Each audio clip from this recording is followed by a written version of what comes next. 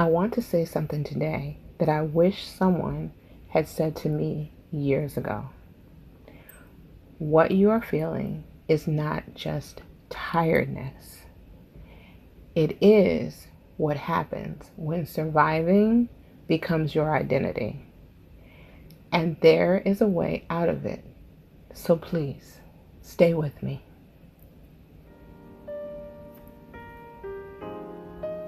Take a breath, a real one, and just notice, how does your body actually feel right now? Hey, welcome to Stillness Sunday. I am so glad you are here today, and I mean that more specifically than usual, because today I'm talking to a very particular person. I am talking to the woman who looks fine on the outside, who shows up, who handles things, who keeps going, who has learned to function so well inside of chaos that people around her do not even know she is struggling. I am talking to the woman who is exhausted in a way that sleep does not fix. I am talking to the woman who has confused being busy with being okay, who has confused managing everything with actually living. I see you, and I want to say something to you today that I wish someone had said to me a long time ago. You are not tired. You are surviving. And those are two very different things. Let me tell you what survival mode actually looks like. Not the dramatic version, the quiet, everyday version that most people never talk about. It looks like waking up in the morning and immediately feeling anxious before your feet even hit the floor, before anything has even happened yet. It looks like performing okayness all day, at work, with your family, on social media, while privately feeling overwhelmed and emotionally exhausted. It looks like being unable to rest without guilt. Like your body is physically still, but your mind never stops running. Like relaxing feels dangerous somehow. Like if you stop moving, everything will fall apart. It looks like chasing validation, needing people to confirm that you are okay because you cannot find that confirmation inside yourself. It looks like staying attached to chaotic relationships and chaotic situations because the chaos actually feels familiar. Because calm, real calm, feels foreign and slightly untrustworthy. I am not describing someone else. I am describing who I was. Every single one of those things, the anxiety, the performing, the exhaustion underneath the functioning, the inability to rest, the chaos that felt like home because I had never known anything different. That was my life. And I did not even have a name for it. I just thought that was how life felt. I thought everyone was carrying that weight. I thought pushing through it was strength. But it was not strength. It was survival. And survival was slowly costing me everything. Please take a breath here. Here is what I want you to understand about survival mode. It is not a character flaw. It is not a weakness. It is not evidence that something is fundamentally wrong with you. It is what happens when you have been through enough hard things that your nervous system learned to stay on high alert just to get through the day. It is what happens when you never had a safe enough space to actually put the weight down. It is what happens when performing okayness was the only option available to you for so long that it became automatic. You did not choose survival mode. You adapted to your circumstances, and that adaptation kept you going when you needed it to. But here is the truth I need you to hear today. What kept you alive in the hard season is not what will help you thrive in the next one. Survival mode has a shelf life. And if you are still running it long after the original crisis has passed, it is now working against you.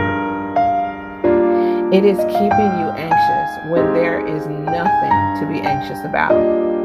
It is keeping you performing when you could finally just be. It is keeping you exhausted in a life that is actually asking you to rest. And the way out is not another strategy. It is not better time management or a new morning routine or a prettier version of the life you are already living. The way out is stillness.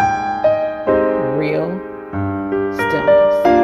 The kind that goes all the way down. Take another breath here and stay with this. I want to tell you how I got out.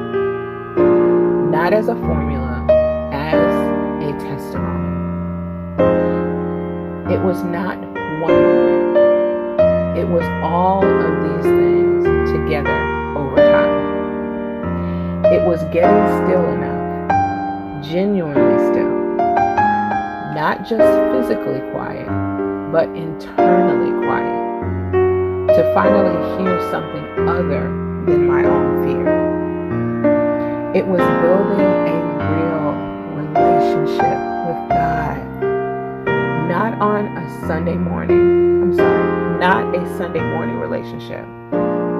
Not a crisis relationship. A daily, honest, pen in hand, what do you want me to say today relationship? One where I stopped performing for him.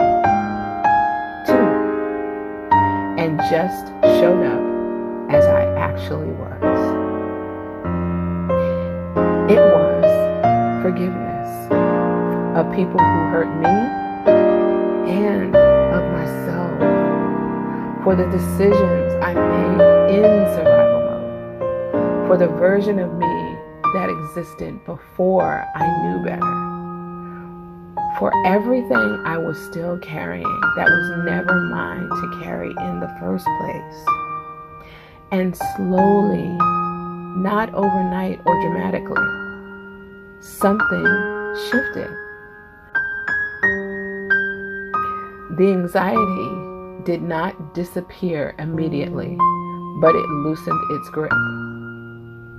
The performing got exhausting in a new way, because I had tasted enough real peace to know the difference.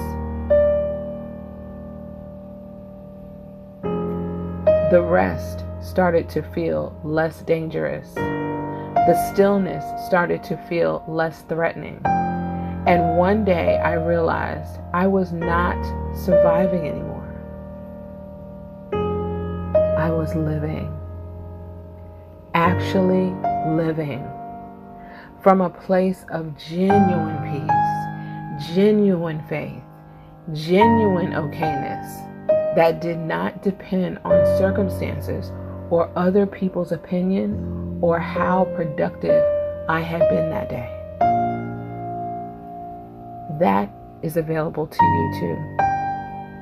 Not as an aesthetic, not as something you perform online, as something you finally feel. Take a deep breath here. I want to give you something practical to take into this week because I want you to leave here equipped, not just inspired.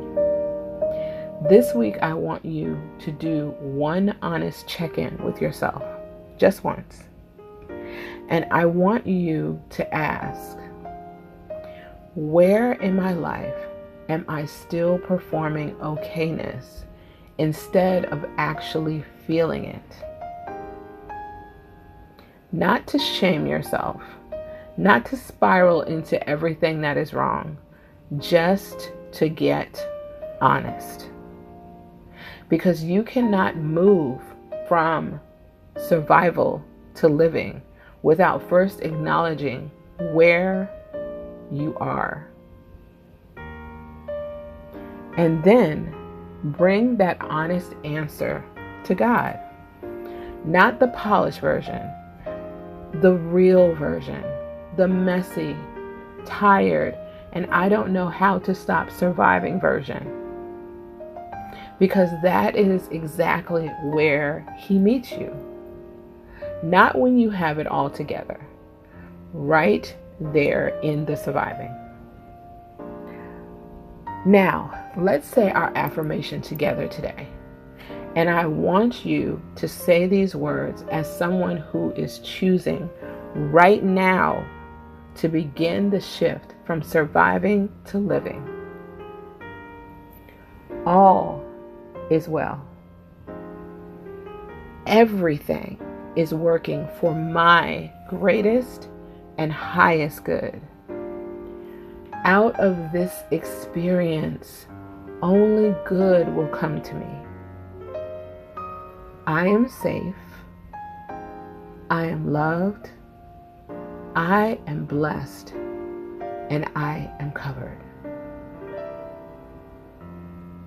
Before I let you go, I want to say one final thing. Real peace is not aesthetic. It is not a lifestyle. It is not something you curate or perform or post about. It is something you finally feel when surviving is no longer your identity. And it is available to you right now. Not when your circumstances change. Not when the hard things resolve. Not when you finally have enough time or enough money or enough stability. Right now, in the stillness, in the honest conversation with God, in the decision to put down the performance and just be real about where you actually are. That is where the shift begins. And I am a living witness that the shift is possible. That life on the other side of survival mode is real and beautiful and worth every hard step it takes to get there. You are not just tired, you are surviving. And you were made for so much more than that. Come back next Sunday. I will be right here. And take the most gentle care of yourself this week.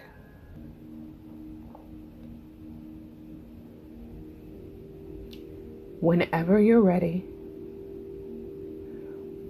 please take one last breath. And ask yourself this week, just once, just honestly, where am I still performing okayness instead of actually feeling it? Bring that answer to God. That is where the shift begins. Remember, all is well. Everything is working for my greatest and highest good. You were made for more than surviving. Take care, and I will see you next Sunday.